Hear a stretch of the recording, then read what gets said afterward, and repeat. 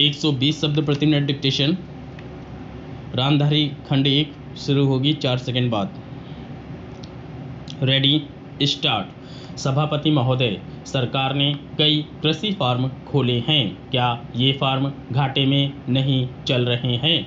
अगर सारे खर्च जोड़ दिए जाएं, बड़े बड़े अधिकारियों के वेतन जोड़ दिए जाएं, तो पता चलेगा कि सारे ये कृषि फार्म घाटे में चल रहे हैं। क्या इसी तरह से आप सारे किसानों को घाटे पर खेती करने के लिए मजबूर करेंगे? जिस क्षेत्र से मैं आता हूँ वहाँ एक पुल बना है।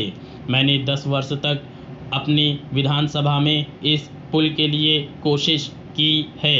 जिस दिन से मैं यहाँ आया हूँ बराबर उसकी चर्चा करता आ रहा हूँ, बराबर कोशिश कर रहा हूँ। मैं कहता हूँ कि गंगा पर वह पुल बने। उस पुल को बनाने का आश्वासन भी मिला था। एक प्रश्न के लिखित उत्तर में यह जवाब दिया गया था यह कहा गया था कि इसको हाथ में लिया जाएगा। अब मालूम हुआ है कि उस योजना को उठाकर ताक पर रख दिया गया है और यह पुल नहीं बनेगा।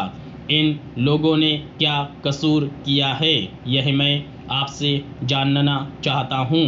हमारे क्षेत्र के लोगों ने पाकिस्तान की लड़ाई में सरकार को हर तरह का सहयोग दिया था, हर तरह की सहायता दी थी। हमारे यहाँ के नौजवान भी मोर्चे पर जाकर डटे। जिस समय पाकिस्तान के साथ हमारा युद्ध चल रहा था तो कहीं कोई बात नहीं थी, अन्न की कहीं कमी नहीं थी। अन्न की कमी भी हमारे विरोधी साथी पैदा करते हैं, जो यह चाहते हैं कि सरकार असफल हो जाए। ये लोग जो कहते हैं उसको आप समझें। एक तरफ तो हमारे मित्र की बात है जो देश के बड़े बड़े शहरों में दंगे करवाते हैं, दूसरी तरफ हम हैं जो कि इनकी बातों को नहीं समझ पाते। इनको सभी वे लोग मिल जाते हैं जो बेकार होते हैं या जो दंगे करवाने के लिए उत्सुक हैं। इसलिए सरकार का इन सारी चीज़ों की तरफ ध्यान जाना चाहिए और उसको सोचना चाहिए कि क्या तरीका इन सब से बचने का हो सकता है। एक ही तरीका हो सकता है कि इस देश में हर आदमी को काम मिले, देहात में लोगों को करने के लिए काम मिले और खादी कमीशन की जो योजना है और जो कि एक अच्छी योजना है वह ठीक तरह से चले। सौभाग्य से मैं आर्य समाज संगठन से संबंध रखता हूँ। उपाध्यक्ष महोदय, वित्त मंत्री को देश की आर्थिक स्थिति और निर्धनता के संबंध में जितनी जानकारी प्राप्त होती है उतनी किसी अन्य मंत्री को संभव नहीं होती। बजट बनाते समय वैसे तो बजट में आय व्यय का ब्यौरा होता ही है, लेकिन मूल रूप में देश की आर्थिक नीतियों में किस प्रकार का परिवर्तन हो तथा किस मार्ग पर वह देश को चलाना चाहते हैं, सरकार का क्या लक्ष्य है, इन सब नीतियों का बजट में विवरण होता है। हमारे वित्त मंत्री चाहे जिस पद पर रहे हों, चाहे वे मुख्यमंत्री रहे हों या केंद्रीय सरकार में रहे हों, उन्होंने शानदार काम किया है। जिस समय उन्होंने बजट प्रस्तुत किया उस समय देश को और विशेष रूप से गरीबों को उनसे बहुत सी आशाएं थीं। देश में लगभग 6 लाख गांव हैं, उनमें जो बेरोजगारी है, गरीबी है, उसके संबंध में देश की जनता को उनसे बड़ी आशाएं थीं और जनता देखना चाहती थी कि इस अवसर पर सरकारी नीतियों के द्वारा देश को वे क्या मार्गदर्शन देना चाहते हैं। इस दृष्टि से 3 महत्वपूर्ण बातें इस समय देश के सामने थी। देश का आर्थिक विकास तेजी से हो, अधिक लोगों को काम मिल सके और मूल्यों में स्थिरता आए। जहां तक इन 3 उद्देश्यों का संबंध है, हमने देखा है कि उस ओर कुछ प्रयत्न हुए हैं। विशेष रूप से गरीबी हटाओ के संबंध में इस देश में जो चर्चा चल रही है, इस बजट में कुछ सीमा तक उसका उल्लेख मिलता है, क्योंकि जितने भी प्रत्यक्ष कर लगे हैं वे ज़्यादातर धनी लोगों पर और विशेष रूप से शहर के लोगों पर लगाए गए हैं। इस तरह से जो एक प्रकार की आर्थिक असमानता हमारे देश में चल रही है, उसको दूर करने का प्रयत्न अवश्य किया गया है।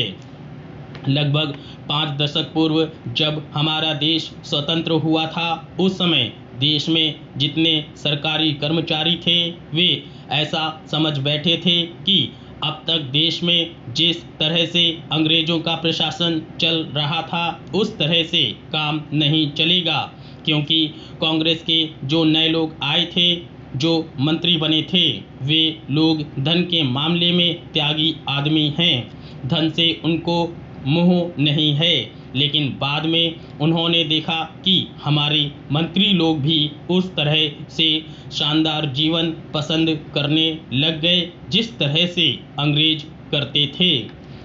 उपाध्यक्ष महोदय, तब उन लोगों को कुछ आशा हुई कि हम लोग भी उसी तरह से चल सकते हैं जिस तरह से पहले चल रहे थे।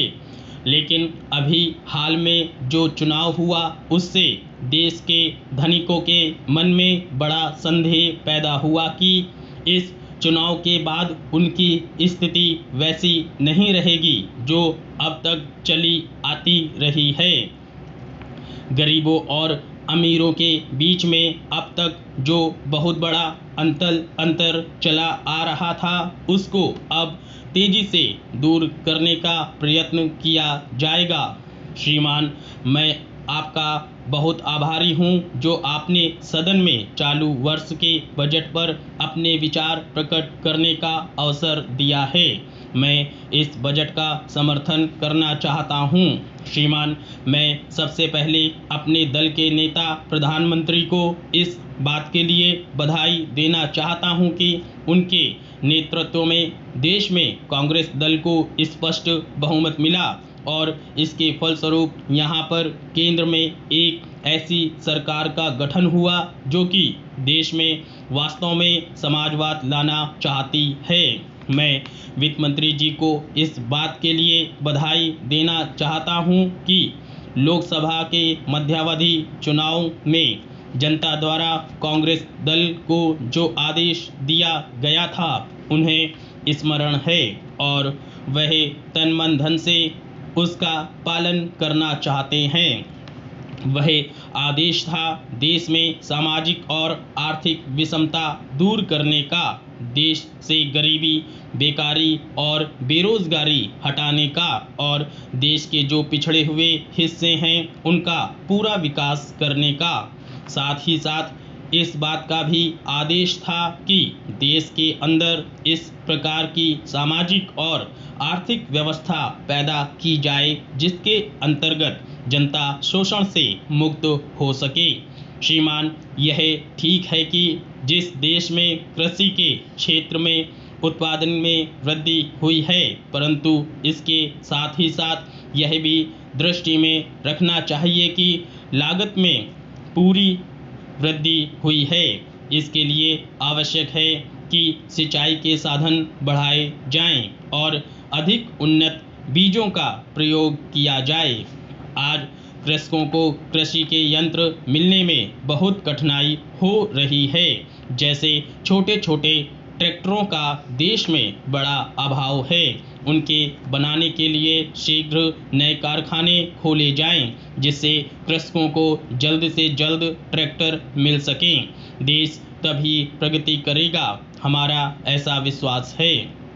महोदय, मैं आशा करता हूं कि आप सभी मेरी बातों को बहुत ध्यान से सुनेंगे और मुझे अपनी बात सदन में रखने का पूरा मौका मिलेगा, क्योंकि मैं पहली बार सदन में चुनकर आया हूं, इसलिए अपनी बातों को रखते समय यदि मुझसे कुछ गलती हो जाए तो इसके लिए मैं आपसे पहले से ही क्षमा मांगता हूं।